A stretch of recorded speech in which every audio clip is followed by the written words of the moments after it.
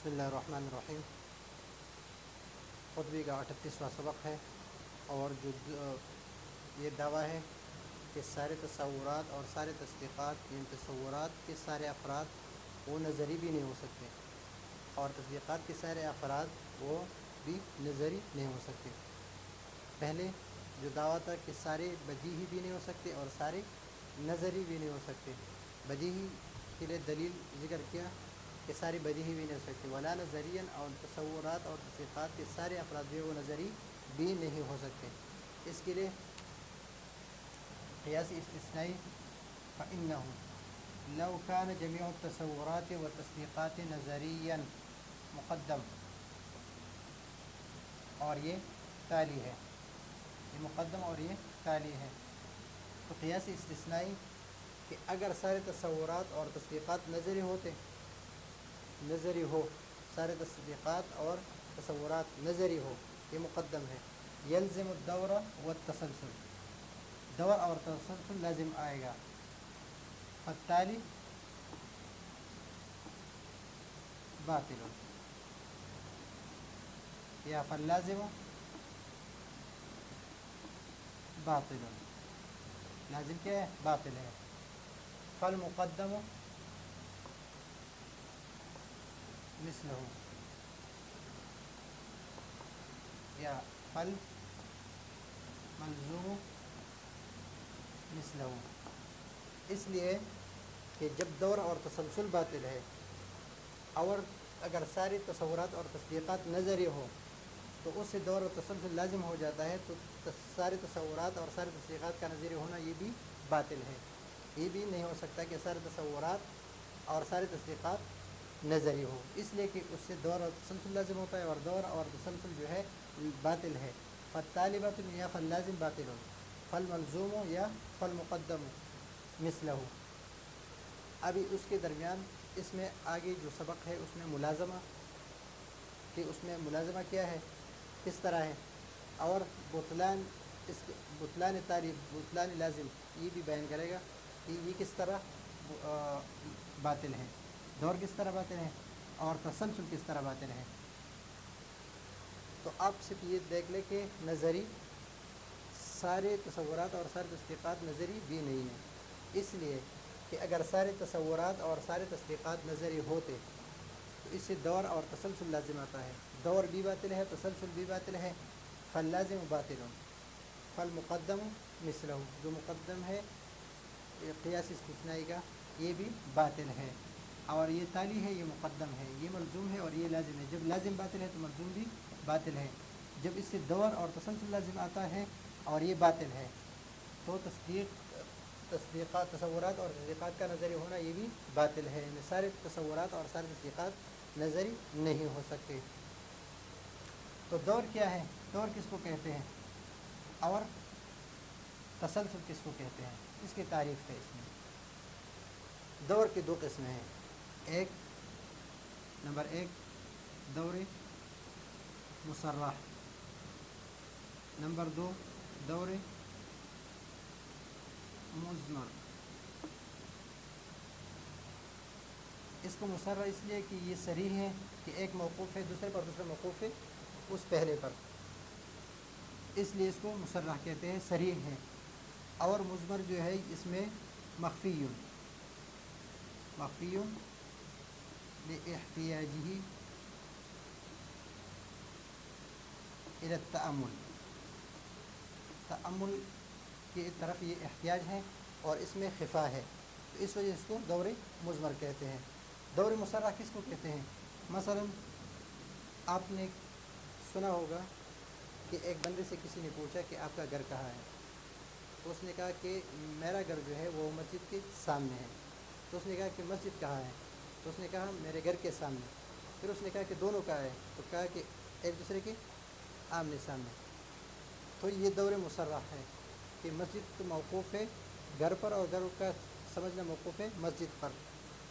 تو ایک چیز موقوف ہے، مثلا زید ہے، زید کون ہے؟ عامر کا بیٹا ہے، عامر کا بیٹا ہے۔ زید کون ہے؟ عامر کا بیٹا ہے، اور عامر کون ہے؟ زید کا باپ ہے۔ تو اس کا جاننا اس پر موقوف ہے اور اس کا جاننا اس پر موقوف ہے، تو اس کو کہتے ہیں دور مسرہ۔ اور دوسرے مضمر جو ہے، زید کون ہے؟ زید کون ہے؟ یہ عامر کا ماموں ہے، عامر کا ماموں ہے۔ عامر کون ہے؟ عامر بکر کا بیٹا ہے۔ ابھی زید موقوف ہے عامر پر، عامر موقوف ہے بکر پر، اور پھر بکر موقوف ہے۔ بکر کون ہے؟ یہ زید کے ماموں کا والد ہے، یعنی اس کا نانا ہے۔ تو یہ ایک دوسرے پر موقوف ہے، پہلا موقوف ہے اس پر، یہ موقوف ہے اس پر۔ اس طرح اس کو بھی کہہ سکتے کہ زید کون ہے؟ یہ عامر کا بیٹا ہے۔ اور عامر کون ہے؟ عامر کون ہے؟ یہ بکر کا بیٹا ہے۔ اور بکر کون ہے؟ یہ زید کا دادا ہے۔ تو زید کا جاننا موقوف ہے عامر پر، عامر کا جاننا موقوف ہے بکر پر، اور بکر کا جاننا موقوف ہے زید پر۔ تو ایک دوسرے پر موقوف ہے، تو اس کو کہتے ہیں دور مضمر۔ مخفی، اس میں خفائے مخفی ہے لاحتیاجی الی التأمل، تأمل کی طرف۔ تو یہاں پر والدور هو توقف الشیء، توقف الشیء مثلا زید ہے، علی ما یتوقف علی ذلک الشیء عامر ہے۔ اور عامر کس پر موقوف ہے؟ زید پر، اور زید موقوف ہے عامر پر۔ کہ عامر کون ہے؟ عامر زید کون ہے؟ عامر کا بیٹا ہے۔ عامر کون ہے؟ زید کا باپ ہے۔ تو یہ ہے من جہت واحد، ایک جہت سے۔ مثلا آ موقوف ہے کس پر؟ با پر، اور با موقوف ہے آ پر، الف پر۔ یہ الف ہے، یہ با ہے۔ تو آ با پر موقوف ہے اور با کا جاننا آ پر موقوف ہے۔ مثلا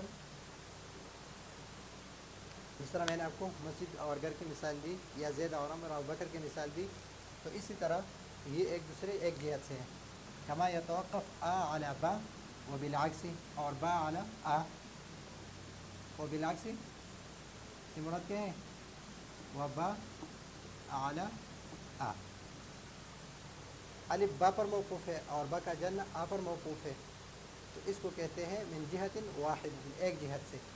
او بمراتب، بمراتب سے مراد یہ ہے کما یتوقف آ علی با زید علی عامر، و با عامر علی جیم علی بکر، و جیم بکر علی با، و جیم علی آ، و جیم علی آ، یہ آ پر موقوف ہے، و جیم علی آ، اور یہ آ ہے، یہ با ہے، اور یہ جیم ہے۔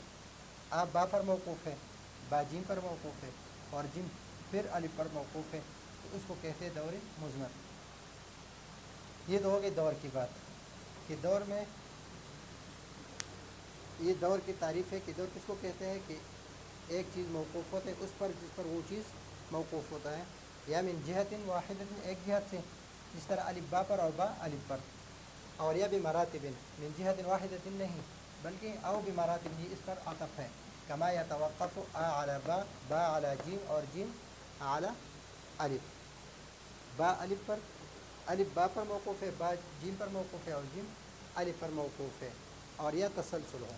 تسلسل کس کو کہتے ہیں؟ کہ تسلسل کی تعریف یہ ہے کہ وہ ترتیب امور غیر متناہیت، وہ ترتیب امور غیر متناہیت، ترتیب امور غیر متناہیہ اس کو کہتے ہیں کہ آ موقوف ہو، ایک موقوف ہو دو پر، دو موقوف ہو تین پر، تین موقوف ہو چار پر، چار موقوف ہو پانچ پر، پانچ موقوف ہو چھ پر، چھ موقوف ہو سات پر، اور سات موقوف ہو آٹھ پر، اور آٹھ موقوف ہو نو پر، اور نو، اس طرح آخر آخر آخر آخر تک، لا غیر متناہیہ، جس کی کوئی انتہا نہ ہو، عادت کی بھی کوئی انتہا نہیں ہے، اور آخری جہاں تک چلے جاتے ہیں تو چل سکتے ہیں۔